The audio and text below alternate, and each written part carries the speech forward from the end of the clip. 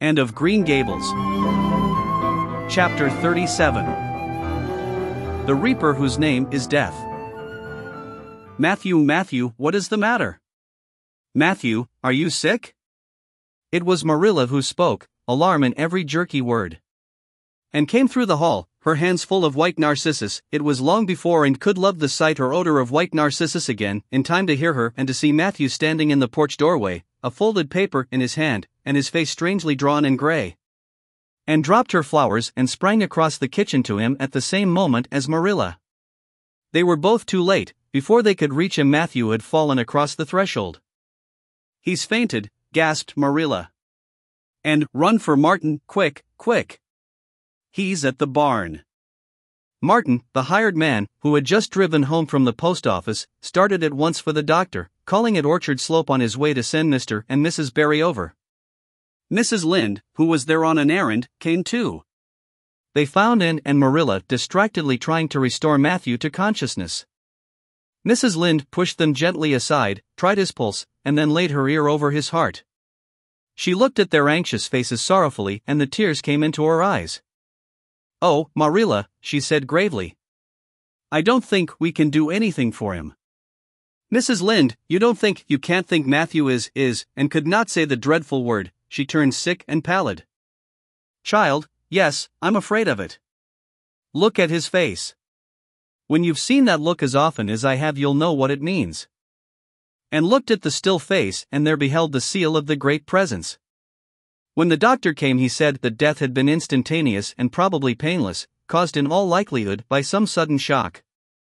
The secret of the shock was discovered to be in the paper Matthew had held and which Martin had brought from the office that morning. It contained an account of the failure of the Abbey Bank. The news spread quickly through Avonlea, and all day friends and neighbors thronged Green Gables and came and went on errands of kindness for the dead and living. For the first time, shy, quiet Matthew Cuthbert was a person of central importance. The white majesty of death had fallen on him and set him apart as one crowned. When the calm night came softly down over Green Gables, the old house was hushed and tranquil. In the parlor lay Matthew Cuthbert in his coffin, his long gray hair framing his placid face, on which there was a little kindly smile as if he but slept, dreaming pleasant dreams. There were flowers about him, sweet old-fashioned flowers which his mother had planted in the homestead garden in her bridal days, and for which Matthew had always had a secret, wordless love.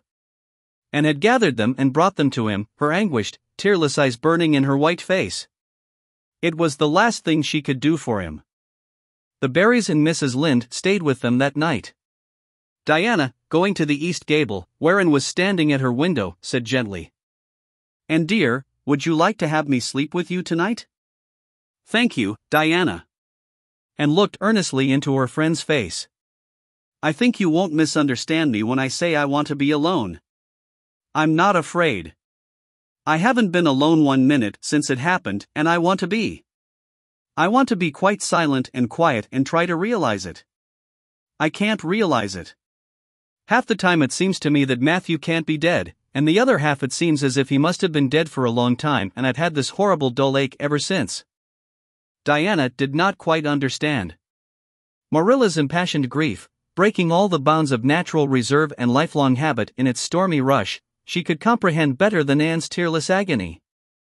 But she went away kindly, leaving Anne alone to keep her first vigil with sorrow. Anne hoped that the tears would come in solitude. It seemed to her a terrible thing that she could not shed a tear for Matthew, whom she had loved so much and who had been so kind to her. Matthew, who had walked with her last evening at sunset and was now lying in the dim room below with that awful peace on his brow. But no tears came at first, even when she knelt by her window in the darkness and prayed, looking up to the stars beyond the hills. No tears, only the same horrible dull ache of misery that kept on aching until she fell asleep, worn out with the day's pain and excitement. In the night she awakened, with the stillness and the darkness about her, and the recollection of the day came over her like a wave of sorrow. She could see Matthew's face smiling at her as he had smiled when they parted at the gate that last evening. She could hear his voice saying, my girl that I'm proud of." Then the tears came and wept her heart out. Marilla heard her and crept in to comfort her. There, don't cry so, dearie. It can't bring him back. It isn't right to cry so. I knew that today, but I couldn't help it then. He'd always been such a good, kind brother to me, but God knows best. Oh, just let me cry, Marilla, sobbed Anne. The tears don't hurt me like that ache did. Stay here for a little while with me and keep your arm round me, so. I couldn't have Diana stay, she's good and kind and sweet, but it's not her sorrow, she's outside of it, and she couldn't come close enough to my heart to help me. It's our sorrow, yours and mine. Oh, Marilla, what will we do without him? We've got each other, Anne. I don't know what I'd do if you weren't here, if you'd never come. Oh, Anne, I know I've been kind of strict and harsh with you maybe, but you mustn't think I didn't love you as well as Matthew did, for all that. I want to tell you now when I can. It's never been easy for me to say things out of my heart, but at times like this it's easier. I love you as dear as if you were my own flesh and blood, and you've been my joy and comfort ever since you came to Green Gables.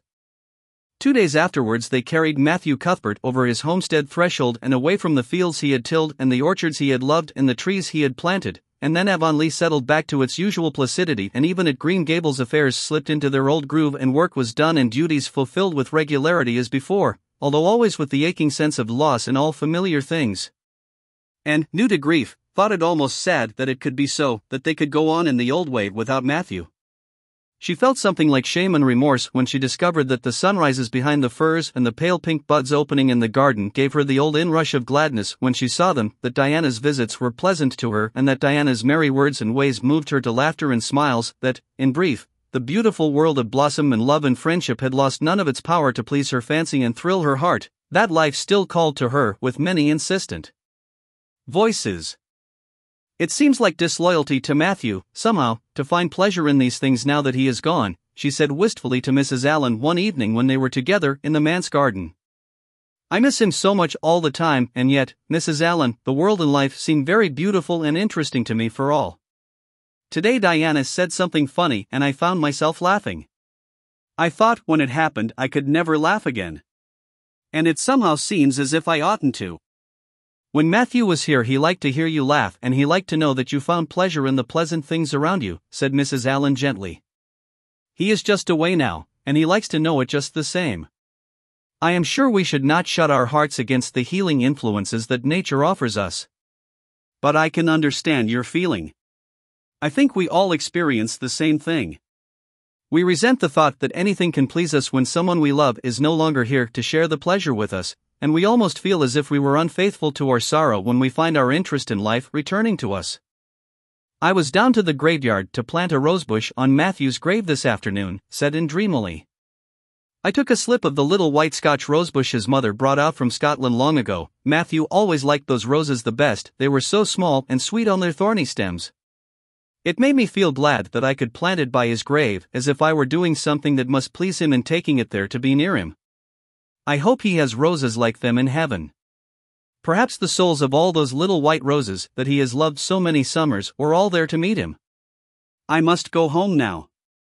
Marilla is all alone and she gets lonely at twilight. She will be lonelier still, I fear, when you go away again to college, said Mrs. Allen. And did not reply. She said good night and went slowly back to Green Gables. Marilla was sitting on the front doorsteps and Anne sat down beside her. The door was open behind them, held back by a big pink conch shell with hints of sea sunsets in its smooth inner convolutions. Anne gathered some sprays of pale yellow honeysuckle and put them in her hair. She liked the delicious hint of fragrance, as some aerial benediction, above her every time she moved. Dr. Spencer was here while you were away, Marilla said. He says that the specialist will be in town tomorrow and he insists that I must go in and have my eyes examined. I suppose I'd better go and have it over. I'll be more than thankful if the man can give me the right kind of glasses to suit my eyes. You won't mind staying here alone while I'm away, will you?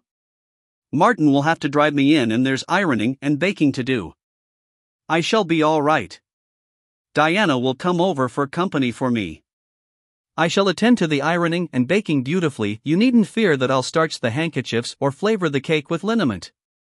Marilla laughed. What a girl you were for making mistakes in them days, Anne. You were always getting into scrapes. I did used to think you were possessed. Do you mind the time you dyed your hair? Yes, indeed. I shall never forget it, smiled Anne, touching the heavy braid of hair that was wound about her shapely head.